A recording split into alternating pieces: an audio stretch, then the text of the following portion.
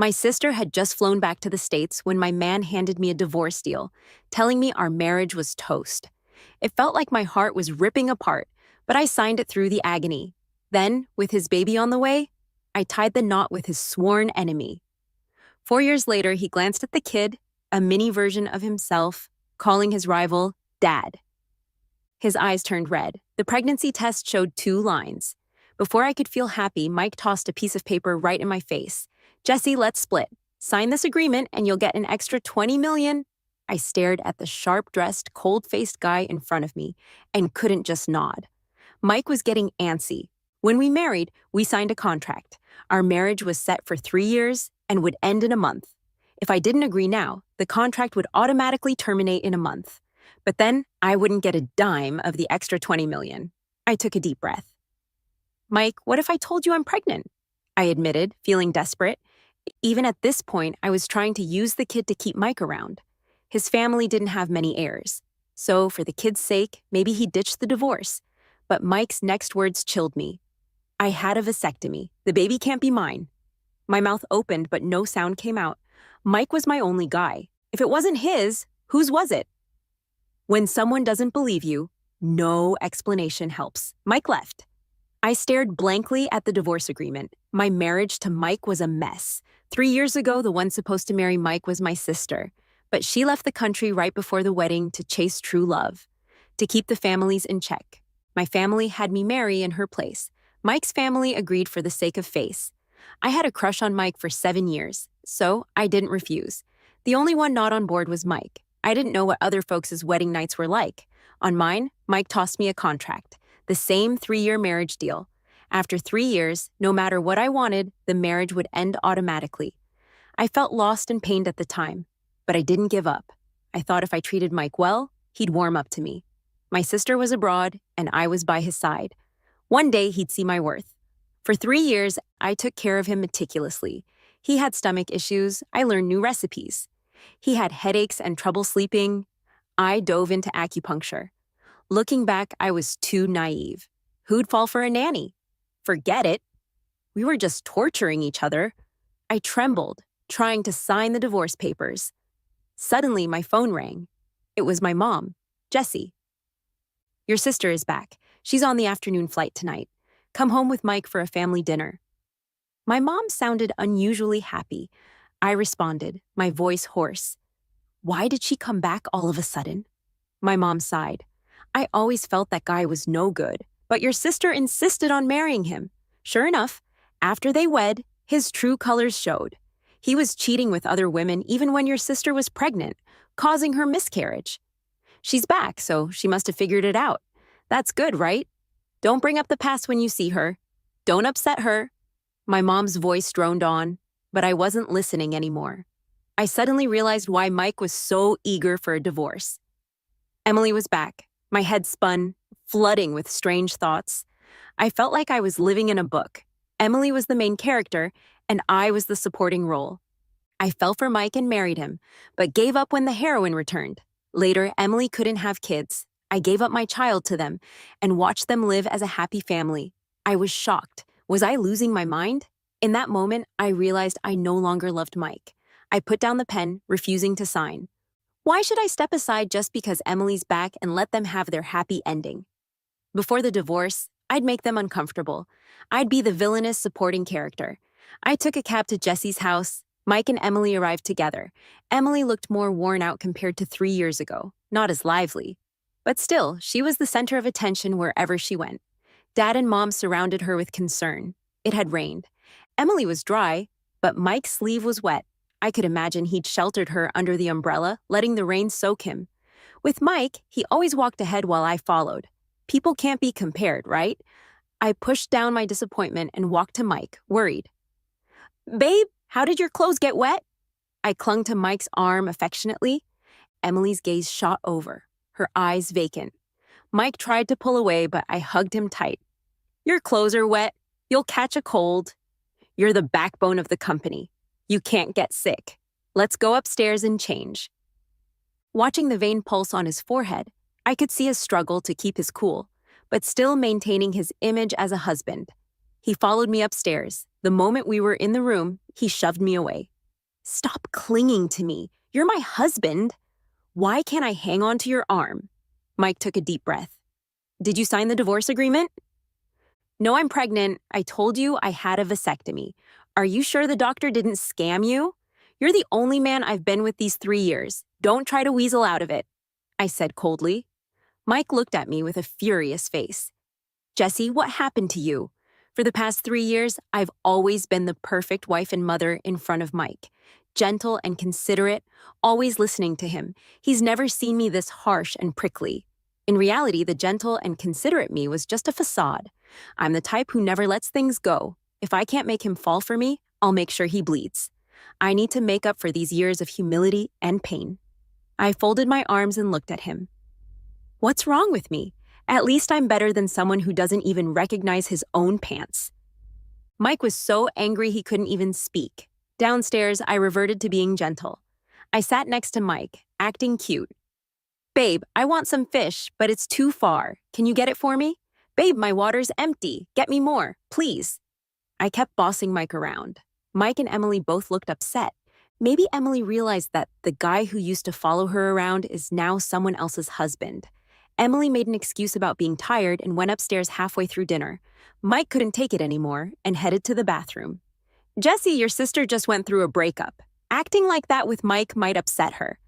My mom scolded me quietly. I almost laughed. This family has always revolved around Emily. When Emily ran away, they made me marry in her place, never caring about my happiness.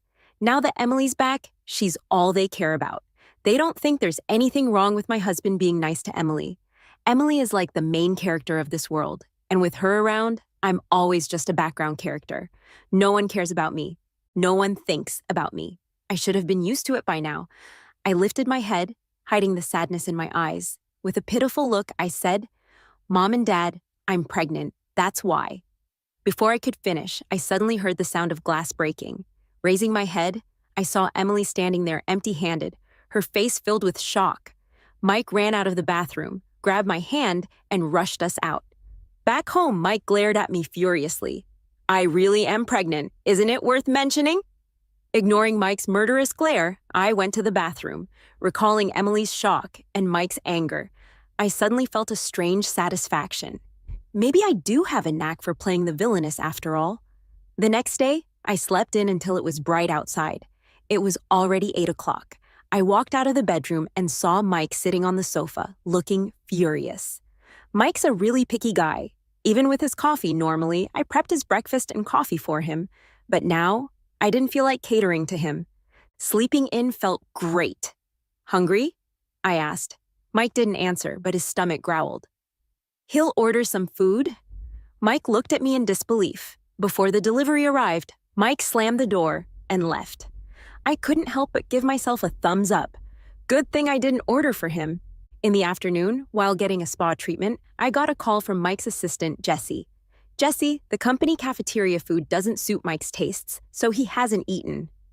Oh, right, I always took care of his lunch too. Over the years, I've spoiled him with my cooking. Anything else, he barely touches. Don't worry, when he's starving, he'll eat. In the evening, I suddenly received a message. It was a picture sent by Emily. The man in the photo with the high-nose bridge and sharp profile was Mike. She quickly retracted it. Sorry, wrong send, Emily texted. I ignored her. My sister always gets what she wants with a flick of her finger. Now she's using these tactics. I wasn't sad, rather quite happy. In the photo, Mike was sitting in front of a big pot of spicy hot pot. Mike's stomach isn't great. Skipping breakfast and lunch, then having hot pot for dinner, that's a death sentence. Mike doesn't eat spicy food, but Emily loves it. Mike accommodating her would definitely come at a cost. I had a wonderful sleep. Sure enough, when I woke up, my phone had dozens of missed calls. The messages were all from Mike's assistant, Jesse. Mike's been hospitalized. I slowly got up and made some porridge. After eating breakfast, I took the leftover porridge to the hospital. Mike was in a VIP room. I had barely reached the door when I saw Mike sitting on the bed, face pale. He was looking toward the door expectantly. When he saw me, his face turned sour and he looked away. I walked in. Jesse's here. The assistant quickly took the things from my hands. Mike was so eager to see you. Mike seemed to have been looking forward, but not for me. This porridge smells so good. Mike's lucky. Mike's pale face seemed to get a bit better. I brought the leftovers, didn't want to waste them. So I brought them for Mike, I said slowly. The assistant was stunned too. Mike's face turned livid. Get out.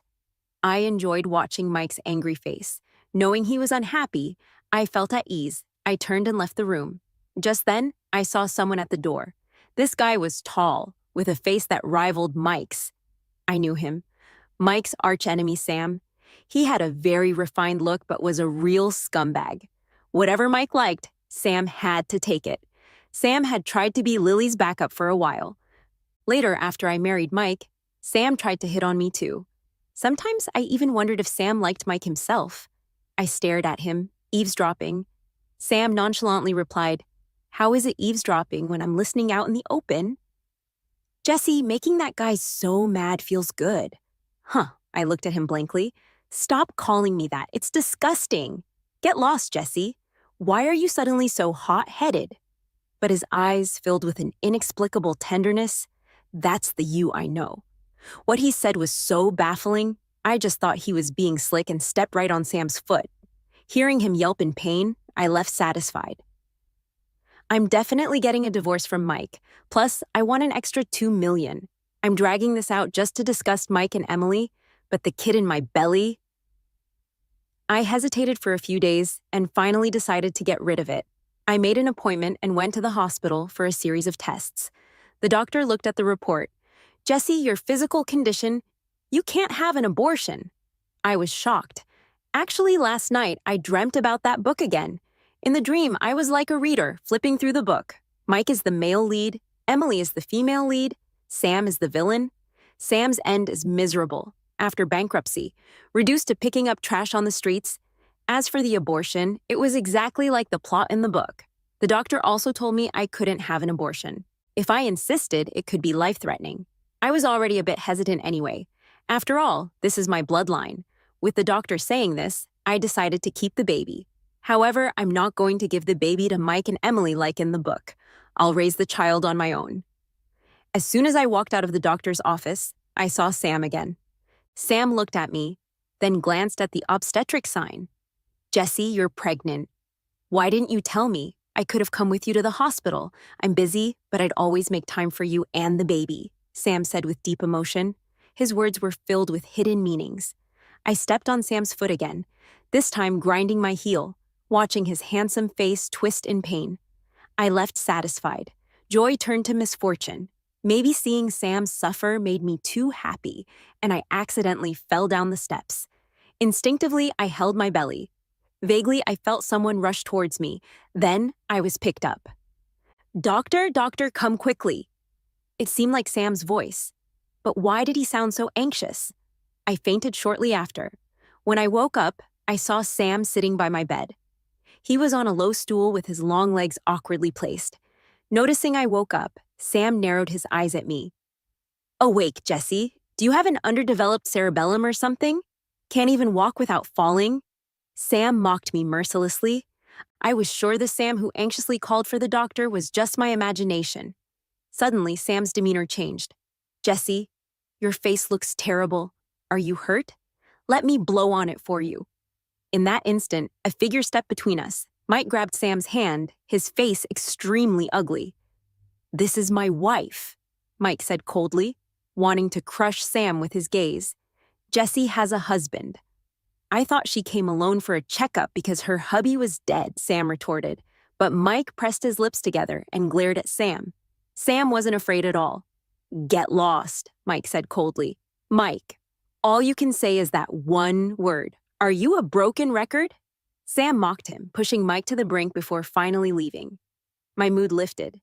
Even though Sam is annoying, he's kinda cute when he angers Mike. Mike suddenly glared at me, his face extremely displeased. I touched my face and realized I was smiling. Sam wants everything of mine. "He's good to you because you're my wife. Don't flatter yourself," Mike said coldly. At that moment, a brilliant idea popped into my head to really piss off Mike. With a troubled expression, I said, What should I do? I think I've fallen for Sam. Uh, Mike, he'll sign the divorce papers when I get back. Sure enough, my words made Mike's face turn ashen. Back home, I searched for the divorce papers but couldn't find them. I called Mike. Where are the divorce papers? There was a pause on the other end before he spoke. I don't know. Having been with Mike for 3 years, I knew him well. He was lying. He hid the divorce papers. He had forced me to sign them, and now was hiding them, so I couldn't. Seems like Mike doesn't care for Emily that much after all. For the sake of his pride, he chose not to divorce for now. But I didn't mind. Mike won't hold out for long. In the following days, I carried on with life, eating and drinking as I pleased. I also planned my post-divorce life. I'd find a small town, open a little shop, and live a simple life. Suddenly, I got a call from my mom asking me to come home. When I returned, I saw my mom, dad, and Emily all sitting there looking serious. As soon as she saw me, my mom came over and grabbed my hand.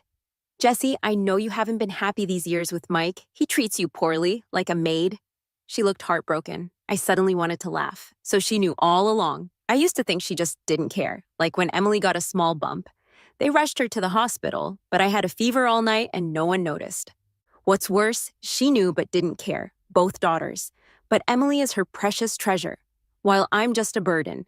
Jessie, maybe you should get a divorce. If she's suggesting a divorce, it's definitely not for my sake. She must have other motives. I glanced at Emily. Yeah, Mike never liked you anyway. Why torture each other? Emily said. I spoke up. Mike likes you. So, Emily, you mean we get divorced and you marry Mike? Emily didn't respond, but it was clear that's what she meant. I looked at my mom and dad. They clearly had the same idea. No expectations, no disappointment. I rubbed my belly. If we get divorced, what happens to my child? Jessie, stop pretending. The child isn't Mike's. Mike didn't call you out to save face, so don't push your luck, Emily said bluntly. Looks like Emily couldn't wait for $5 million, I whispered. Emily froze for a moment. What? Give me $5 million? An ill-divorced Mike. Mom and dad spoiled Emily. Everything in Jessie's house was meant for her. $5 million was nothing to her. I had to raise my child alone. The more money, the better. When Mike finds out he was sold for $5 million, he'd be pissed. Emily gritted her teeth and nodded. Call Mike over. Then Emily made a call. Mike came quickly. Mike, where's the divorce agreement? I asked. Mike glared at me. You're in such a hurry to be with Sam. Yeah, I can't wait. Even if I could, the baby can't. Let's get divorced, Mike. Mike pressed his lips together, clearly not wanting to divorce. Jessie, since you insist on a divorce, just go through with it, Emily said. Mike called his secretary. Soon the divorce agreement arrived. I signed it swiftly. Mike, remember, I'm the one who doesn't want you. Also, remember to send the breakup fee to my account. I signed and walked away without looking back. Mike, goodbye. I wandered aimlessly down the street.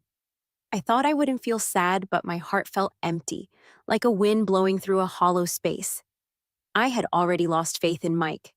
From today, I not only lost Mike, but also my family. Actually, they never cared about me. Today, I realize this fact. No one loves me. No one cares about me. I'm just an insignificant side character. Suddenly, a Maybach stopped in front of me. The door opened, and a long leg stepped out. It was that refined rogue, Sam. Sam got out and blocked my path. Divorced! I glared at him. How did he get the news so quickly? Emily told me. Jessie, now no one can stop us from being together, Sam said passionately. You're crazy.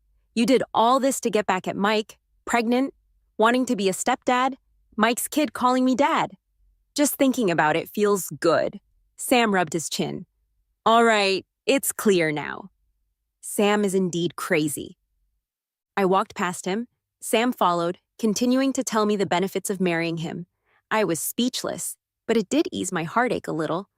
I left the city where I had lived for over 20 years, moved to a small town thousands of miles away. New people, new places, everything was new. I wanted a fresh start, but as soon as I got off the plane, I saw a familiar figure. Sam was standing there smiling at me. What a coincidence, Jessie. You didn't follow me, did you? He said, echoing what I wanted to say. I arrived at the house I had bought online. As I was about to enter, The opposite door opened. Sam's face appeared, looking exaggerated. Jesse, you're living opposite me, still saying you're not stalking me. Just admit you're into me. I entered and slammed the door, making a loud bang.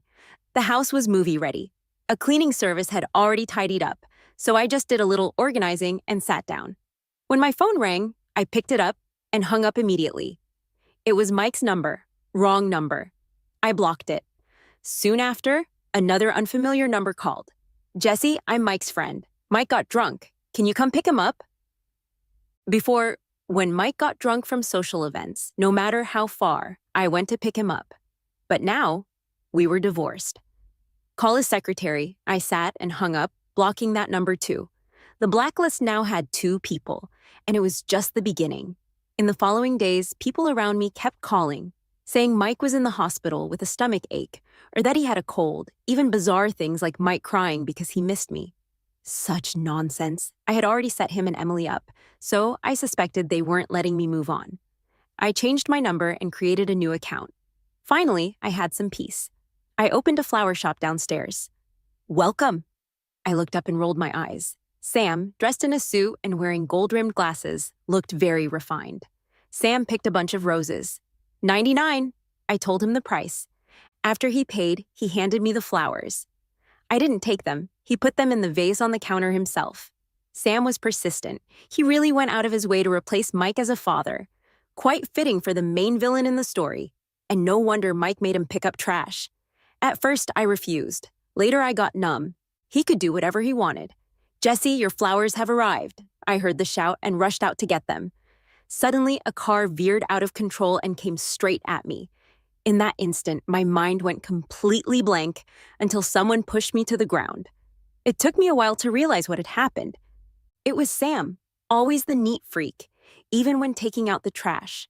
But now, his gold-rimmed glasses were gone, and his hair was a mess.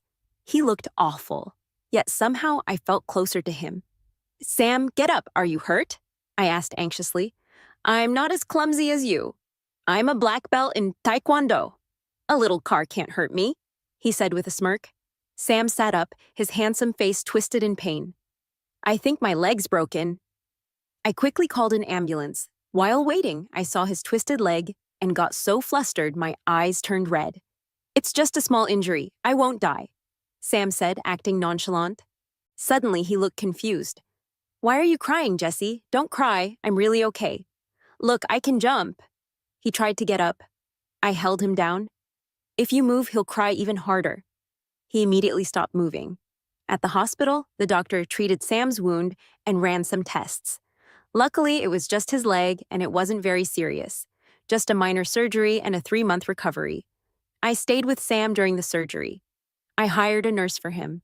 I visited him every day with homemade food. The same guy who wanted to jump earlier now lay in bed like a sick, fragile beauty. Jesse, I want some water. Jesse, my hand hurts. Feed me, Jesse. Jesse, my shoulders are sore. Massage them. I tried to ignore him. His handsome face wrinkled in pain. My leg hurts, and for whom did I get hurt? I sat by his bed and massaged his shoulders. That's when Mike walked in. He knocked hard on the door of the room. I looked up and saw his face, dark with anger. He looked much more weathered and tired than the last time I saw him. Mike didn't say a word. He just grabbed me and pulled me outside. Mike, take your filthy hands off my girlfriend. Sam shouted, Let go or I'll fight you. Sam struggled to get out of bed. Stay in bed. If you get up, no dinner for you, Jesse. I warned. I'll talk to Mike for a bit. He'll be right back. Sam obediently laid back down. Mike's face darkened even more. He took a deep breath to control his anger. We stepped outside. I looked at him. Did you come to give me an invite to your wedding with Emily? I'm not interested in attending an ex's wedding, Jesse. I didn't marry Emily, Mike said. His voice was hoarse. Then what do you want? Mike didn't respond. I got impatient and turned to go back in. Jesse, let's get back together, Mike finally said. I've been thinking about you all this time. I dream about you. I realize now I love you. Losing you made me see my feelings clearly. Mike's voice turned hurtful. Why didn't you take my calls? Even when my secretary called, you didn't pick up. Someone as proud as Mike saying such things must have taken a lot of courage, but I wasn't touched. In fact, I found it laughable. Sorry, I don't love you anymore. I have someone I like now. Please don't bother us. Mike got anxious. Jesse, don't trust Sam. He doesn't love you. He's just competing with me. I sneered. When I was sick and called you, you said you had to work overtime. A few days ago, when I almost got hit by a car, Sam shielded me without thinking about his safety. Do you think you're in any position to say Sam doesn't love me? Mike was stunned and speechless. Mike, we're divorced. There's no going back. Go find your Emily, I said, and turned to enter the room. Mike stood there, looking like a lost child, unsure of what to do, but I felt no pity. Everyone has to face the consequences of their choices and actions.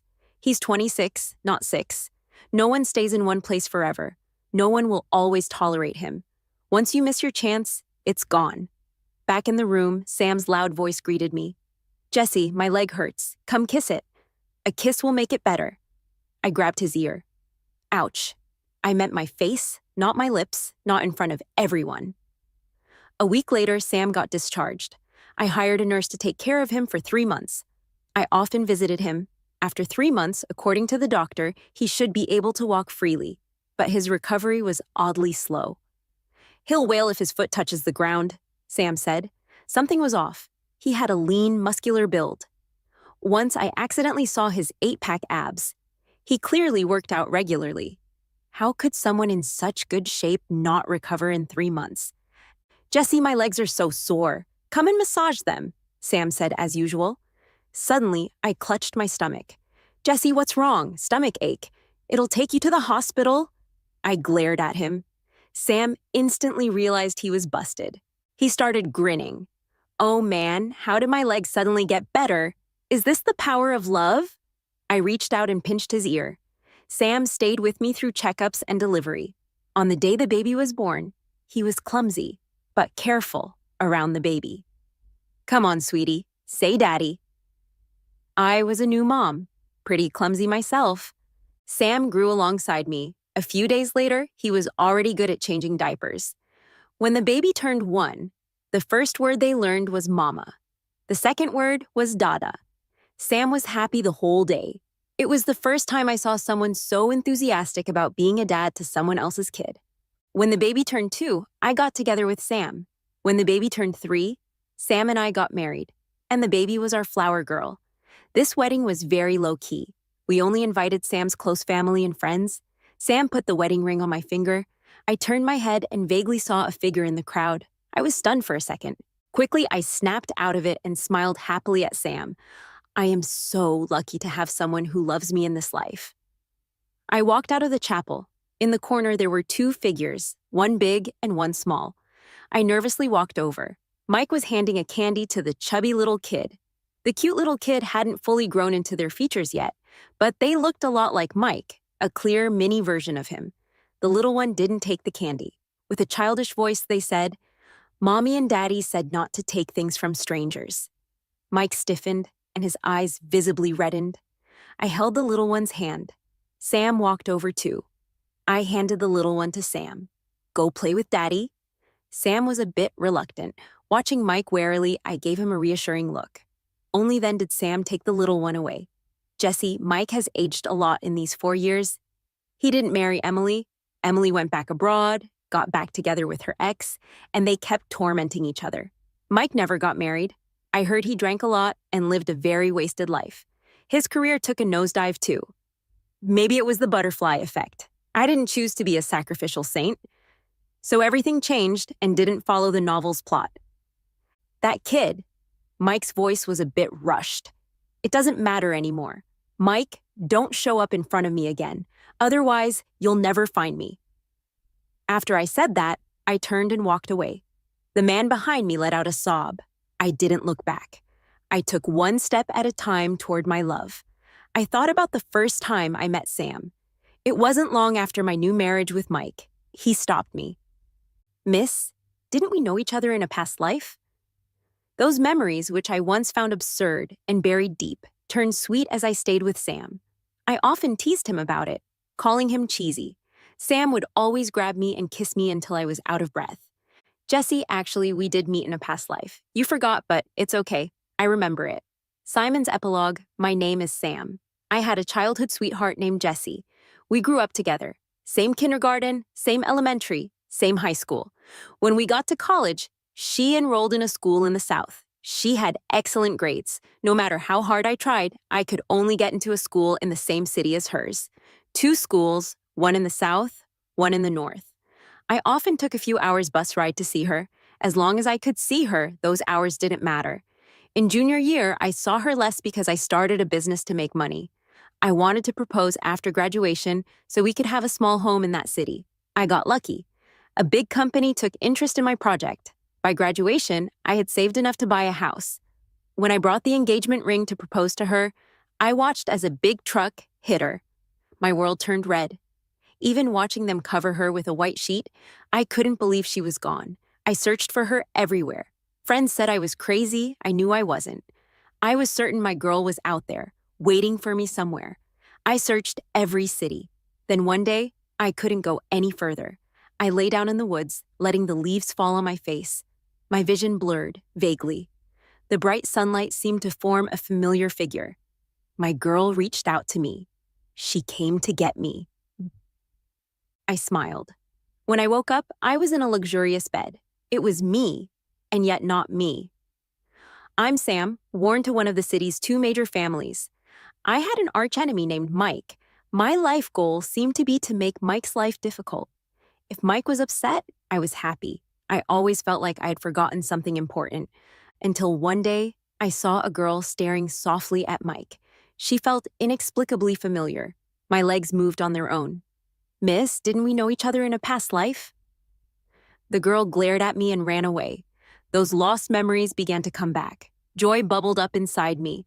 It spread through my whole body. I felt like I could fly. I found my girl.